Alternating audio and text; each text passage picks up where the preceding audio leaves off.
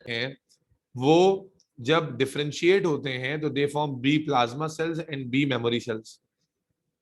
B plasma cells specialised protein बनाते हैं जिनको एंटीबॉडीज कहते हैं, जो मैंने यहाँ पर वाई शेप में लिखा है, वाई शेप बनाई हुई। फिर जब सेकेंड टाइम उसी चीज से आपकी बॉडी दोबारा एक्सपोज होती है तो जो बी मेमोरी सेल्स होते हैं they rapidly differentiate to form further memory cells और फर्दर प्लाज्मा सेल्स। और जब फर्दर प्लाज्मा सेल्स बनते हैं तो हम क्या देखते हैं कि जो हमारी एंटीबॉडी का लेवल है वो और ज्यादा बढ़ जाता है।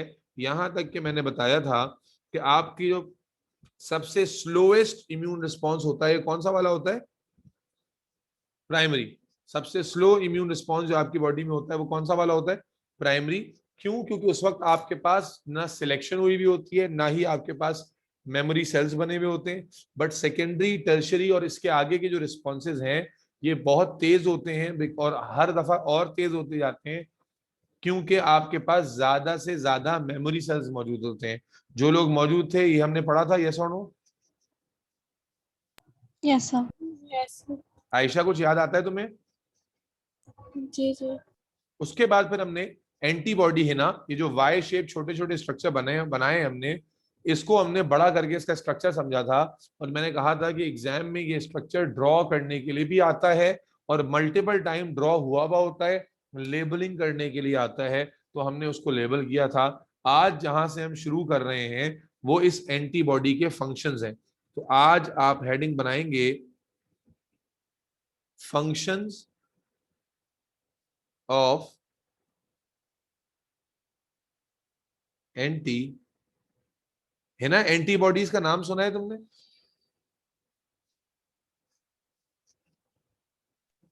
सर बॉडी में आने वाले वायरसेस का वो करती है, क्या कह रहे हो बेटा? खत्म करती है। जो अंदर जो बॉडी में आने वाली, बॉडी का डिजीज और कोई होता है तो हाँ, उससे लड़ती है। बचाती है। तो अब हमने, तुमने जो लास्ट क्लास नहीं ली थी वो रिकॉर्डिंग में सुनोगी तो बात समझ में आएगी। तो आज हमें अब पता चल चुका है कि जो एंटीबॉडीज होती हैं ये बी प्लाज्मा सेल से बनती हैं। एंटीबॉडी जो है वो बी प्लाज्मा सेल से बनती हैं और उसका स्ट्रक्चर वाई शेप होता है। बेटा एंटीबॉडी का फंक्शन बहुत ज्यादा एग्जाम में आता है कि एंटीबॉडी किस किस तरह से काम कर सकती हैं। तो हम शुरू करते हैं। सबसे पहले एंटीबॉडी के काम करने का पहला तरीका वो क्या कि antibody can bind to non self antigen. भाई नॉन सेल्फ एंटीजन क्या होता है? हमारा एंटीजन के बाहर वाले का? बाहर वाला। बाहर वाले का, यानी जो बाहर से बॉडी में ऑर्गेनिज्म आया है उससे वो बाइंड हो जाती हैं and can initiate immune response.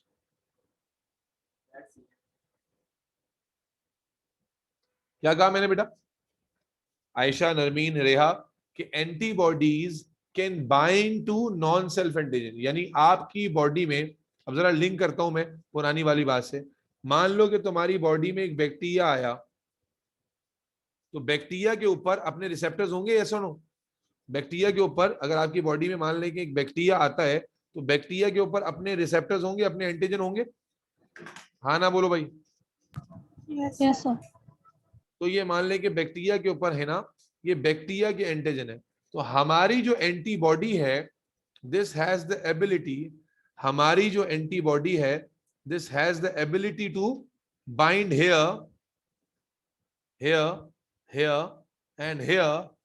और जब ये यहां पर बाइंड हो जाएगी तो ये पूरी बॉडी में अलार्म बजा देगी। पूरी बॉडी में क्या बना देगी? अलार्म। याद करना जब तुम लोगों ने चैप्टर की पहली क्लास ली थी, जब तुम लोगों ने चैप्टर की पहली क्लास ली थी और उसमें हमने फेगोसाइटोसिस पढ़ा था, तो क्या हमने वहां पढ़ा था कि फेगोसाइट केमिकल सिग्नल के थ्रू पहुंचते हैं खाने के लिए किसी सेल को? जिन लोगों ने पढ़ा था वो यस और नो बोले। हमने क्या पढ़ा था? Yes sir. जब ये देखो मैं वापस जाके दिखाता हूं। जब हमने ये देखो, ये देखो यहां हमने पढ़ा था, सबसे पहला पॉइंट क्या लिखा हुआ है? कीमोटेक्सिस के यानी जो फेगोसाइट था ये नॉन सेल्फ एंटीजन के पास पहुंचता है केमिकल सिग्नल को ट्रेस करते हुए। अब बेटा लिंक कर रहा हूं रेहा, ये केमिकल सिग्नल कहां से रिलीज हो रहे होंगे? बोलो बेटा, ये केमिकल सिग्नल कहां से रिलीज हो रहे होंगे? जब एंटीबॉडी बाइंड होगी नॉन सेल्फ एंटीजन से, तो अब यहां से अलार्म बजना शुरू होगा, यहां से एक केमिकल सिग्नल रिलीज होना शुरू होगा, जो कि फिर मैक्रोफेजेस को, न्यूट्रोफिल को यहां पर बुलाएगा कि यहां आओ, यहां पर इम्यून एक्शन की जरूरत है। बात समझ में आ रही है? तो न्यूट्रोफिल खुद ब खुद नहीं आ गए, बल्कि एंटीबॉडी जब नॉन सेल्फ एंटीजन को इनकाउंटर करेगी तो वहां उससे बाइंड हो जाएगी, और बाइंड होने के बाद एंटीजन एंटीबॉडी कॉम्प्लेक्स बनाएगी, और ये जो एंटीजन एंटीबॉडी कॉम्प्लेक्स बना, क्या बना? एंटीजन एंटीबॉडी कॉम्प्लेक्स बना, this will initiate the immune response. ये बाकी इम्यून रिस्पॉन्स देने वाले सेल्स को अपनी तरफ बनाएगा। तो पहला काम एंटीबॉडी का, एंटीबॉडी बेटा 6 तरह से काम करती है, और 6 के 6 फंक्शन लिखने के लिए आते हैं। पहला फंक्शन कि एंटीबॉडी नॉन सेल्फ एंटीजन से बाइंड होकर इम्यून रिस्पॉन्स को इनिशिएट कर सकती है। Is that clear to everybody? Concept बड़ा सिंपल है। Antibody has a tendency to bind to the non self antigen, और वो वहां से इम्यून रिस्पॉन्स को, यानी बाकी सेल्स को वहां बुला सकती है इस सेल को मारने के लिए। Is that clear? Yes sir. हाँ भाई, रेहा, नरमीन, हिना, जी सर, क्लियर। राहिला, हिना, पहला काम एंटीबॉडी का कि एंटीबॉडी किसी भी नॉन सेल्फ एंटीजन से बाइंड होकर इम्यून रिस्पॉन्स इनिशिएट कर सकती। दूसरा काम बेटा, बाज दफा क्या करती है antibody, listen carefully, antibodies can bind to bacterial flagella restricting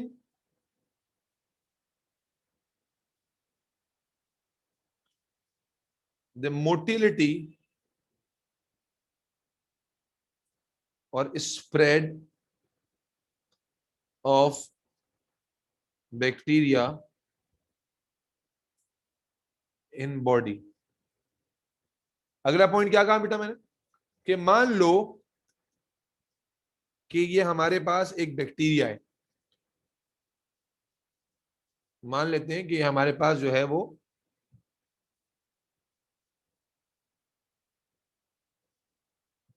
एक बैक्टीरिया है। There are lot of bacteria जिनके पास क्या होते हैं, फ्लैजिला होते हैं, और फ्लैजिला का इस्तेमाल करके बैक्टीरिया क्या करते हैं बेटा, बोलो, स्विम करते हैं, मूव करते हैं।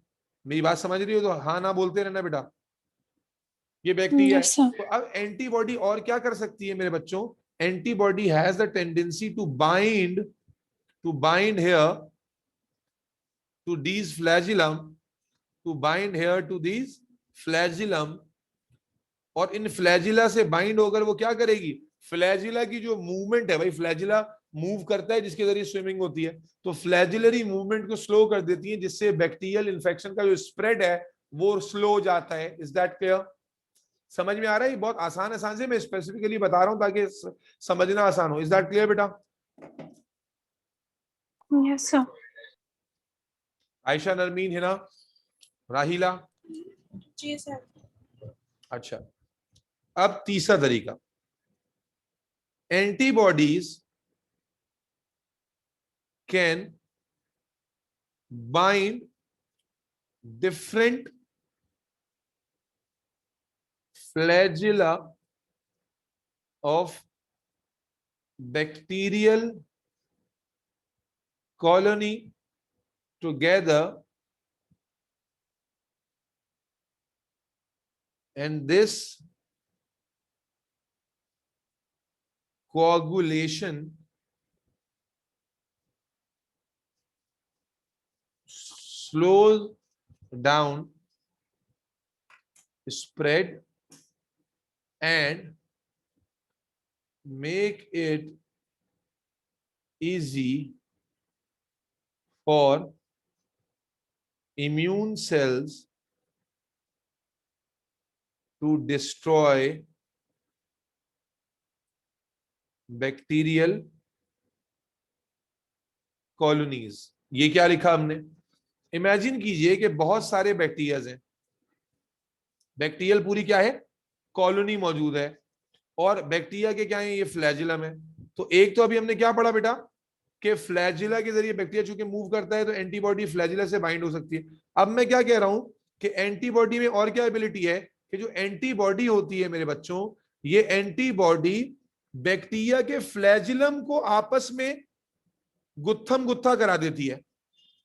समझ रहे हो? बैक्टीरिया के फ्लैजिलम को आपस में गुत्थम गुत्था कर दिया, यानी बैक्टीरिया को सबको उनके फ्लैजिला को एक दूसरे से कनेक्ट करके उनको जोड़कर उनके दरमियान जो है ना वो कनेक्शन बनाकर उनको सबको एक जगह पे कोगुलेट कर दिया, एक जगह पे जमा कर दिया। अब जब एक जगह पे जमा कर दिया, सब एक दूसरे से बंधे हुए, तो कोई भी कहीं भाग नहीं सकता। जब कोई भी कहीं नहीं भाग सकता तो इससे क्या हुआ, स्प्रेड रुका या नहीं रुका? बोलो बेटा, स्प्रेड रुका या नहीं रुका? और साथ ही साथ स्प्रेड के साथ साथ क्या हुआ कि अब जब सारे बैक्टीरिया एक ही जगह पे मौजूद होंगे तो जो इम्यून सेल्स हैं उनको, उनके लिए इनको मारना इजी होगा। यस और नो? तुमने खाया नहीं? समझ में आई बात या नहीं? ये दोनों ऊपर और नीचे वाले पॉइंट को मिक्स नहीं करोगे बेटा। ऊपर वाले पॉइंट में हमने एक बैक्टीरिया की बात की थी कि उसकी मूवमेंट को स्लो करता है। यहां हम क्या कह रहे हैं कि antibodies can also bind to bacterial flagellum is in अ वे कि उनको वो आपस में लिंक कर देता है, जिसकी वजह से सारे वो एक जगह कोगुलेट हो जाते हैं और उनका स्प्रेड भी रुकता है, प्लस इम्यून सेल्स के लिए इजी हो जाता है इनको मारना। Is that clear? Yes sir, yes sir. Okay, 3 function हो गए जी। अगर 1 मिनट होल्ड करें, मैं एक बच्चे को जवाब दे दूं। हाँ जी बोले। हाँ, जब हम इसकी मोल्स निकालते हैं तो हम इसकी कंसंट्रेशन वॉल्यूम के अंदर भी मल्टीप्लाई करते हैं, राइट? वॉल्यूम के अंदर क्यों करोगे, इसमें कर देंगे कंसंट्रेशन में करो। कंसंट्रेशन के अंदर भी मल्टीप्लाई करते हैं। तो अब जब यहाँ पे हम उसमें बोला है कि हमें h पानी निकाल के जब pH निकाल दिया और kW का फार्मूला लगाएंगे। हाँ, नहीं स्क्वायर नहीं करोगे स्क्वायर क्यों नहीं करेंगे, ये पूछ रहा हूं भाई। फार्मूला वो फिक्स्ड है, वो फार्मूला KW का है। जो OH और OH आए निकाल के लाए हो तुम BOH से, तो डायरेक्टली पुट करोगे, स्क्वायर क्यों करोगे? ये तो फिक्स फार्मूला है, वो तो KSP वगैरह के अंदर होता है। KW के फार्मूले में फार्मूला यही है, इसके अलावा कोई फार्मूला नहीं है, हमेशा यही हो। हमारा OH निकलेगा वो डायरेक्ट आ जाएगा। उससे गलत आंसर आ रहा होगा। हाँ, अब बेटा समझ में आ गई तीनों प्रॉपर्टीज। अब चौथी property,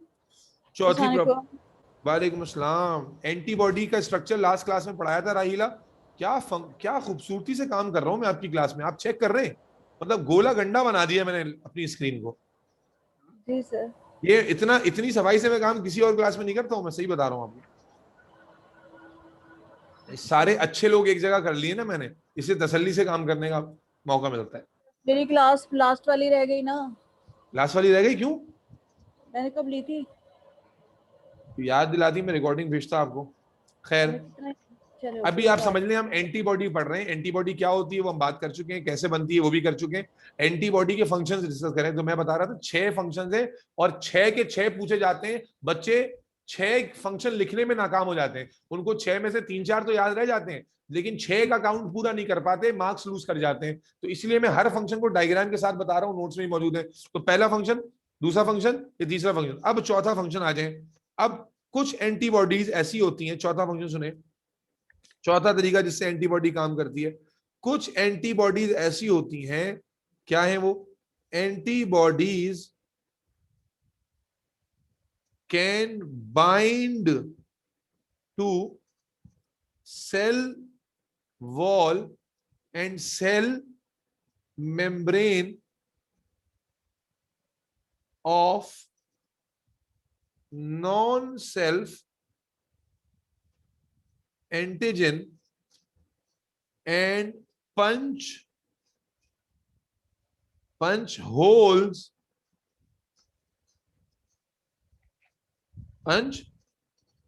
holes in their structure, allowing water to move into these cells, causing osmotic, ये क्या हो गया? स्क्रीन आ रही है मेरी? जी सर। Causing osmotic death. अब ये क्या पॉइंट लिखा हमने कि अब एंटीबॉडी एक और भी है मार्केट में। कौन सी एंटीबॉडी है भाई? कि वो क्या कर सकती है, वो वाली एंटीबॉडी डायग्राम में समझते हैं। अभी तक तो हम देख रहे थे एंटीबॉडी दूसरों की गुलामी कर रही थी। अब क्या है कि मान लें कि ये हमारे पास एंटीबॉडी है, सॉरी ये हमारे पास बैक्टीरिया है, तो बहुत सारी एंटीबॉडीज क्या कर सकती हैं कि वो बैक्टीरिया की सेल वॉल पर क्या हो जाती हैं, बोलो भाई, बाइंड हो जाती हैं, और सेल वॉल पर बाइंड होकर इनके अंदर होल्स पंच कर देती हैं। तो मान लेते हैं कि यहां पर इसने, ऐसे डायग्राम में दिखाते हैं, क्या आप समझे, यहां इसने होल पंच कर दिया, यहां इसने होल पंच कर दिया। अब जब होल पंच होगा तो हमारे सेल्स में वाटर मौजूद होता है बहुत सारा, तो जो वाटर है वो बाहर से, बोलो बेटा, जब होल हो जाएगा तो वाटर जो है वो बाहर से अंदर जाने लगेगा, यहां तक कि वाटर अंदर जाते जाते जाते जाते जाते जाते इस सेल को क्या कर देगा, बर्स्ट कर देगा। We call it osmotic death. क्या मैंने कहा कि एंटीबॉडीज, अब पॉइंट पढ़िए, antibodies can bind to cell wall and cell membrane of the non self antigen and punch holes in their structure allowing water to move into the cell causing osmotic death. समझ में आया कि antibody का एक काम करने का तरीका क्या है कि एंटीबॉडी सेल में होल पंच कर देती है, और होल में पंच होने की वजह से जो सराउंडिंग से वाटर है वो सेल में एंटर होता है, एंटर होता है, एंटर होता है, और इतना एंटर होता है कि वो सेल बाकायदा बर्स्ट हो जाता है, and we call it osmotic death. Is that clear? Yes sir. Yes sir. ठीक हो गया। आयशा समझ में आ गया है ना? जी जी। पांचवा फंक्शन बेटा, there are some special antibodies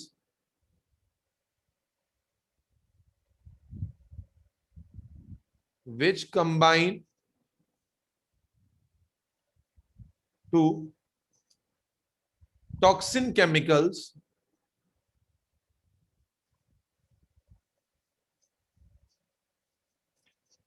released by non-self antigen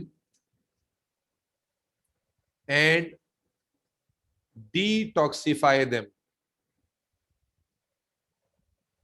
अभी तक हमने क्या देखा कि एंटीबॉडी किसी न किसी ऑर्गेनिज्म से बाइंड हो रही थी। अब एक और एग्जांपल समझ रहे हैं हम लोग, तो वो क्या कि मान लो ये एक बैक्टीरिया था, और इस बैक्टीरिया ने या इस वायरस ने आपकी बॉडी में टॉक्सिन्स रिलीज किए। क्या रिलीज किए? टॉक्सिन्स। समझ रहे हो? बैक्टीरिया आया और बैक्टीरिया ने आपकी बॉडी में क्या रिलीज किए? टॉक्सिन्स। तो there are some specialized antibodies जो क्या करेंगी, इन टॉक्सिन्स से बाइंड हो जाएंगी। जो क्या करेंगी भाई? इन टॉक्सिन से, बोलो भाई, बाइंड हो जाएंगी और इनको डिस्ट्रॉय कर देंगी, इनके टॉक्सिसिटी को खत्म कर देंगी, डिटॉक्सिफाई कर देंगी। और ऐसी एंटीबॉडीज को, such antibodies are called antitoxins. ऐसी एंटीबॉडी को हम लोग क्या कहते हैं? एंटी या एंटाइटॉक्सिन्स। Is that clear? तो एंटीबॉडी के काम करने का एक तरीका और क्या है कि एंटीबॉडीज सेल से तो बाइंड होती हैं, लेकिन बहुत सारी दफा में एंटीबॉडी क्या करती है? बाइंड हो जाती है उन टॉक्सिन से जो कि उस फॉरेन ऑर्गेनिज्म ने रिलीज किए हैं, ठीक है, और उनको उनसे बाइंड होकर उनको डिटॉक्सिफाई कर देती है। Am I clear? Yes sir. बेटा नरमीन, अब तक के 5 फंक्शन गिनाओ, कौन कौन से हुए?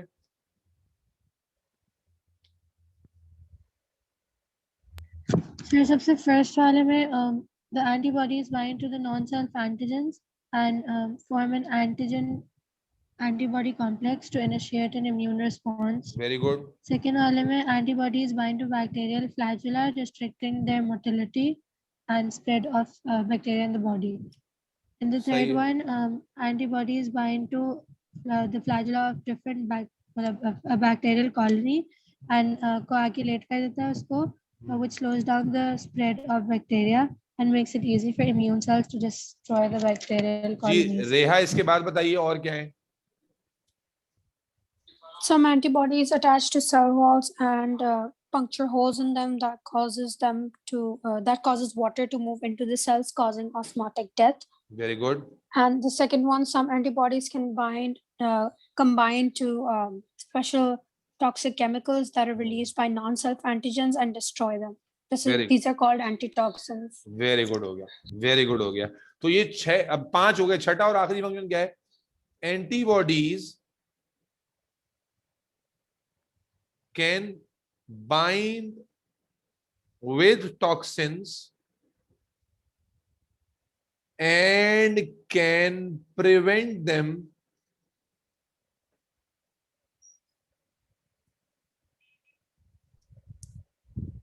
from entering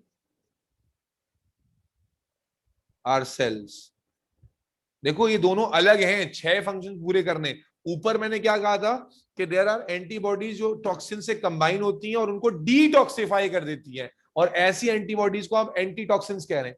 अब मैं क्या कह रहा हूं कि एंटीबॉडीज ऐसी हैं जो एंटीजन जो बाइंड हो जाती है टॉक्सिन से, बाइंड अभी भी हो रही हैं लेकिन अब डिटॉक्सिफाई नहीं कर रही, बस बाइंड होकर उनको रिस्ट्रिक्ट कर रही है कि वो सेल में ना घुसे। इसको डायग्राम में समझते हैं। मिसाल के तौर पर ये बैक्टीरिया था और मिसाल के तौर पर ये अल्लाह भला करे आपका सेल था, ये आपका सेल था, मान लो ये आपका ह्यूमन सेल है, ठीक हो गया, और ये बैक्टीरियल सेल है।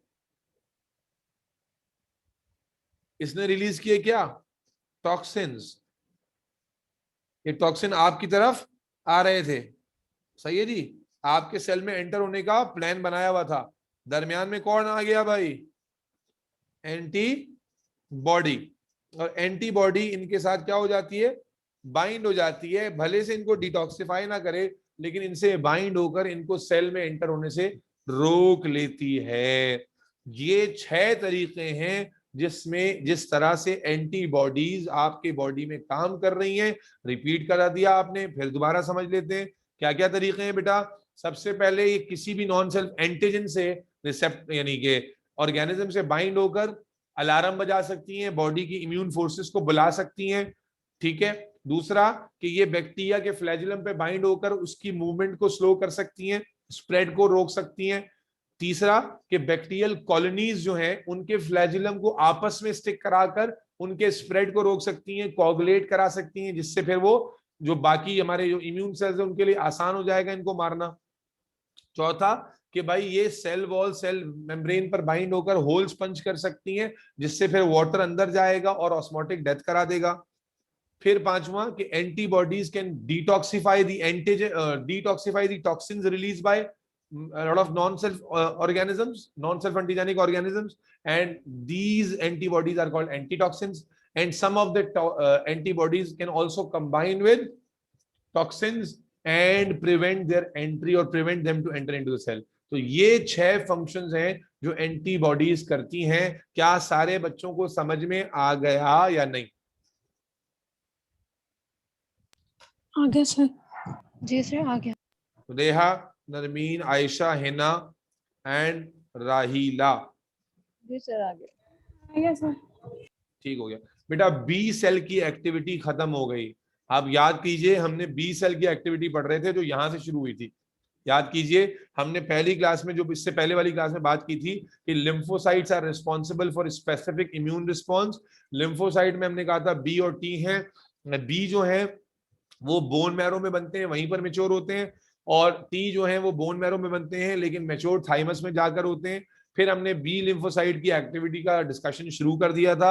हमने कहा था बी लिम्फोसाइट मल्टीपल वैरायटी के बने हुए हैं। जब कोई नॉन सेल्फ एंटीजन आएगा तो अगर उसका मैच मौजूद है तो वो बी सेल सिलेक्ट हो जाएगा। जब वो बी सेल सिलेक्ट हो जाएगा तो अल्टीमेटली उसकी सिलेक्शन हो जाएगी, ग्रोथ शुरू हो जाएगी। फिर वो बी मेमोरी और बी प्लाज्मा बनेगा। बी प्लाज्मा एंटीबॉडी बनाएंगे और वो क्या काम करेंगी वो आपको मालूम चल गया। जबकि जो बी मेमोरी सेल है इनका रोल पहली दफा में तो कोई नहीं होता, लेकिन जब दोबारा आपकी बॉडी उसी एंटीजन से एक्सपोज होगी तो हम क्या देखते हैं कि वो रैपिडली डिफरेंशिएट होके फर्दर मेमोरी सेल बना सकते हैं और प्लाज्मा सेल बना सकते हैं, जिससे आहिस्ता आहिस्ता हम क्या देखते थे कि एंटीबॉडी का जो कॉन्सेंट्रेशन है वो आपकी बॉडी में बढ़ता चला जाता है। Is that clear? फिर अभी हमने फंक्शंस ऑफ एंटीबॉडीज भी देख लिए विदाउट एनी कंफ्यूजन, अल्हम्दुलिल्लाह हमें क्लियर हो गया। अब हेडिंग बनाइए, छोड़ दो, आप हेडिंग बना लीजिए बेटा, टी लिम्फोसाइट्स।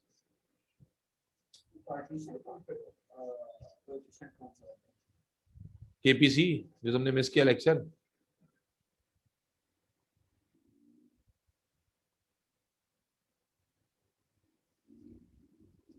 अब बेटा बात शुरू कर रहे हैं।